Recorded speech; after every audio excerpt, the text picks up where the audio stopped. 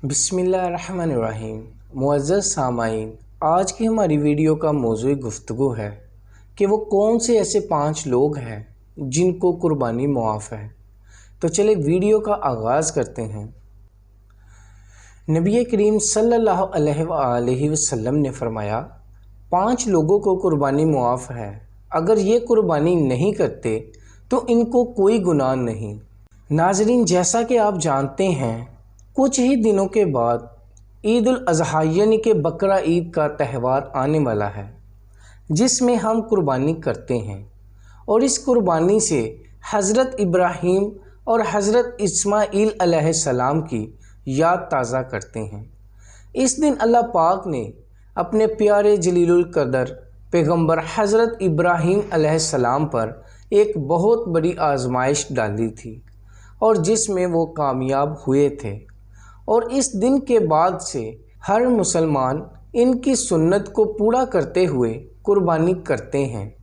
कुर्बानी करना अल्लाह पाक को बहुत पसंद है और कुर्बानी करने का सवाब ये है कि जानवर का खून ज़मीन पर गिरने से पहले कुर्बानी करने वाले शख्स के तमाम गुनाह अल्लाह पाक मुआफ़ फरमा देता है। रसूलुल्लाह सल्लल्लाहु अलैहि वसल्लम ने इरशाद फरमाया, अल्लाह की रज़ा और सच्ची नीयत से कुर्बानी करने वाले को कुर्बानी किए गए जानवर के हर बाल के बदले एक नेकी अता फरमाएगा। बकरा ईद ज़ुल्हज के मुबारक महीने में मनाई जाती है और ये महीना अल्लाह को आम महीनों से ज़्यादा महबूब है और बकरा ईद इसी महीने की 10वीं तारीख को मनाई जाती है, जिस दिन कुर्बानी की जाती है और ये दिन अल्लाह को आम दिनों के मुकाबले में ज़्यादा अफजल और बहुत पसंद है। नाज़रीन, जैसा कि आप तमाम लोग जानते हैं, कुर्बानी हज़रत इब्राहीम अलैहिस्सलाम की सुन्नत है, जिसको अल्लाह पाक ने हम मुसलमानों पर वाजिब किया है। इसलिए हर साल बकरा ईद के मौका पर हर मुसलमान कुर्बानी करता है। आज की इस वीडियो में हम लोग बात करने वाले हैं 5 ऐसे लोगों के बारे में जिनके बारे में हजूर पाक सल्लल्लाहु अलैहि वसल्लम ने इरशाद फरमाया कि इन 5 लोगों के ऊपर कुर्बानी वाजिब नहीं है। यानी कि ये 5 लोग ऐसे कौन हैं जिनको कुर्बानी मुआफ़ है, और अगर ये 5 लोग बकरा ईद के मौका पर कुर्बानी नहीं करते तो इन पर कोई गुनाह नहीं होगा। और इसके साथ साथ हम आपको ऐसे लोगों के बारे में भी बताने वाले हैं जिन पर कुर्बानी वाजिब होती है, यानी जिनके लिए कुर्बानी करना ज़रूरी है। अगर ये लोग बकरा ईद के मौका पर कुर्बानी नहीं करते तो गुनाहगार होंगे। इसीलिए आज की ये वीडियो तमाम मुसलमानों के लिए बहुत ही ज़्यादा ख़ास है। नाज़रीन, बकरा ईद का त्यौहार ज़िलहज की 10, 11 और 12 तारीख को मनाया जाता है। इस्लाम में ईद उल फितर के बाद दूसरा सबसे बड़ा त्यौहार ये है। इसको सुन्नत इब्राहीमी या ईद कुर्बा के नाम से भी जाना जाता है। हजूर पाक सल्लल्लाहु अलैहि वसल्लम ने इरशाद फरमाया, बकरा ईद पर कुर्बानी करना हर उस मुसलमान मर्द और औरत पर वाजिब है इस पर सदका फ़ितर वाजिब होता है। यानी ऐसे लोगों पर बकरा ईद के दिन कुर्बानी करना ज़रूरी होता है। अब जिन लोगों पर कुर्बानी वाजिब है और वह कुर्बानी नहीं करते तो ऐसे लोग सख्त गुनाहगार होंगे। ऐसे लोगों के बारे में आप सल्लल्लाहु अलैहि वसल्लम ने इरशाद फरमाया, जो शख्स कुर्बानी करने की हैसियत रखता है और फिर भी वो कुर्बानी नहीं करता तो उसको चाहिए कि वो हमारी ईदगाह के करीब भी ना आए। यानी कि ऐसे शख्स के लिए आप सल्लल्लाहु अलैहि वसल्लम ने इतनी नाराज़गी ज़ाहिर की है, लेकिन इसके साथ ही अल्लाह के प्यारे नबी हज़रत मोहम्मद सल्लल्लाहु अलैहि वसल्लम ने ये भी इरशाद फरमाया कि इन लोगों के अलावा 5 लोग ऐसे हैं कि जिन पर कुर्बानी करना वाजिब नहीं है। अब चाहे ये 5 लोग कितने भी मालदार क्यों ना हो, इन पर कुर्बानी करना मुआफ़ है। ये 5 लोग बकरा ईद के मौका पर कुर्बानी नहीं करते तो इन पर कोई गुनाह नहीं होगा।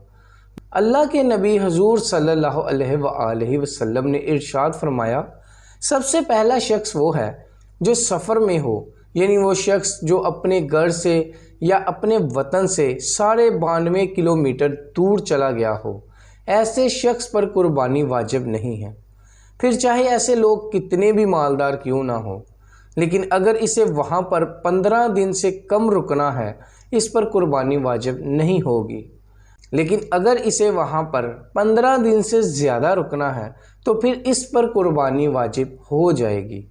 اسی لیے اس کو چاہیے یا تو وہ وہاں پر اپنے نام سے قربانی کرے یا اپنے گھر پر اطلاع کر دے کہ اس کے گھر کا کوئی بھی شخص اس کے نام سے قربانی کر دے۔ نمبر 2، کافر پر۔ اللہ کے پیارے نبی حضور صلی اللہ علیہ وآلہ وسلم نے ارشاد فرمایا کہ بقرہ عید پر قربانی کرنا ہر اس مسلمان مرد اور عورت پر واجب ہے جو ایمان کی حالت میں ہو۔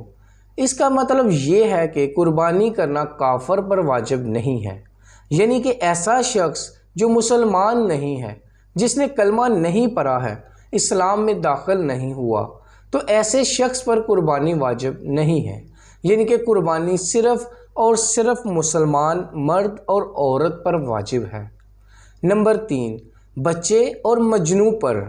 حضور صلی اللہ علیہ وآلہ وسلم نے ارشاد فرمایا، بقرہ عید پر قربانی کرنا بچوں اور مجنوں پر واجب نہیں ہے۔ مجنوں سے مراد یہ ہے ایسا شخص جو اپنا ہوش و حواس کھو بیٹھا ہو، جس کو دنیا داری کی کوئی خبر ہی نہ ہو، اس کو مجنوں کہتے ہیں۔